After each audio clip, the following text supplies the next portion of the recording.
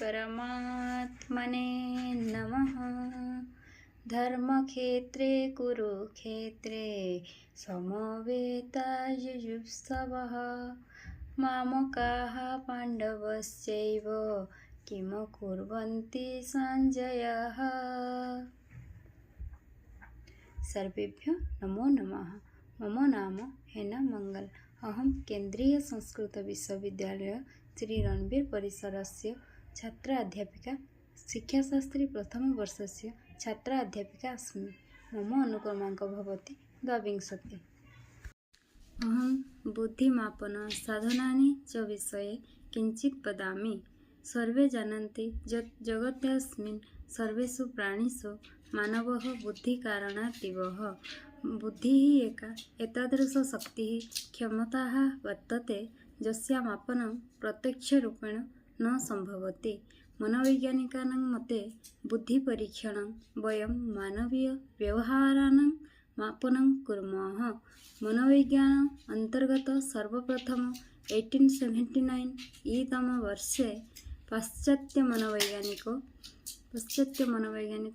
William Wundt महोदयः मैदानविज्ञान प्रयोगशाला संस्थाया सन्नौ ततः परं 1905 तम वर्षे पाश्चात्य मनोविज्ञान व्यवसायमन महोदयः बुद्धिः परीक्षा बुद्धिमापने निर्धारितम्।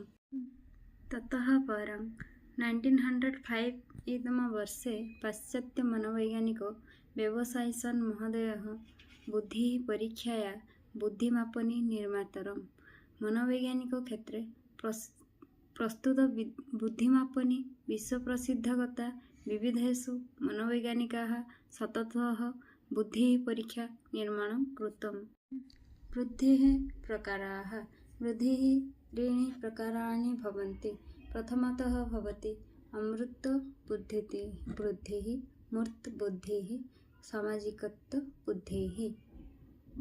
तदनन्तरं बुद्धेः स्वरूपं। मनोवैज्ञानिको प्रयत्नशीला एव जाताः।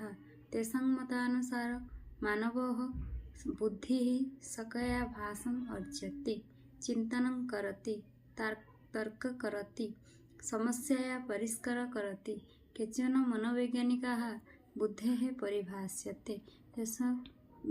ततः मनोवैज्ञानिकमध्ये टर्मन् महोदय अनुसारेण अमृतचिन्तनस्य क्षमदैव बुद्धिः।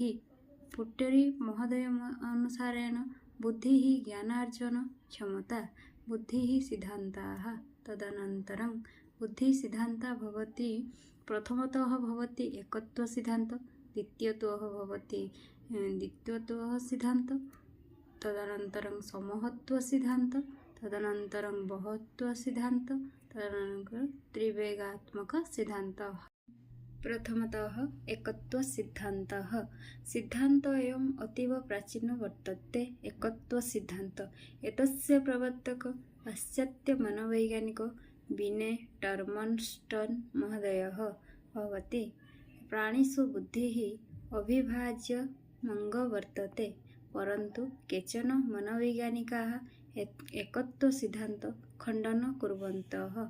द्वितीयतः भवति द्वितीयत्वः सिद्धान्त। अस्य प्रतिपादको चार्ल्स शेक्सपियर महोदयः वर्तते। सामान्यतत्त्व एवं विशिष्टतत्त्वः भवन्ति द्वितीयत्वः सिद्धान्ताः।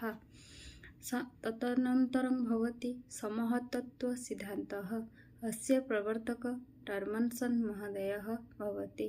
टर्मन्सन् महोदय मतानुसारं बुद्धिः 8 तत्त्वैः निर्मिता।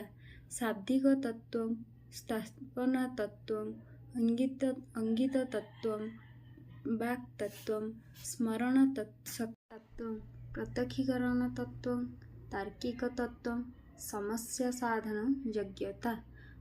तदनन्तरं भवति बहुतत्त्वसिद्धान्तः। बहुतत्त्वसिद्धान्तस्य प्रवर्तक इन थर्न्डाइक महोदयः। अस्य मतानुसारं प्राणिना अनेक तत्त्वानि भवन्ति। असार थियोरी, आरएस थियोरी, उद्दीपक संग्रहण इत्यादि विषये वदन्ति बहुतत्त्वसिद्धान्ते। तदनन्तरं त्रिविमत्कसिद्धान्तः त्रिविमत्कसिद्धान्तः अस्य सिद्धान्तस्य प्रवर्तको गिल्फ्रेड् महोदयः। एतानि तत्त्वानि त्रिषु भागेषु विभक्तानि सन्ति। अस्य प्रथमतः भवति संक्रिया, द्वितीयतः भवति उत्पादनं, तृतीयतः भवति विषयवस्तुः।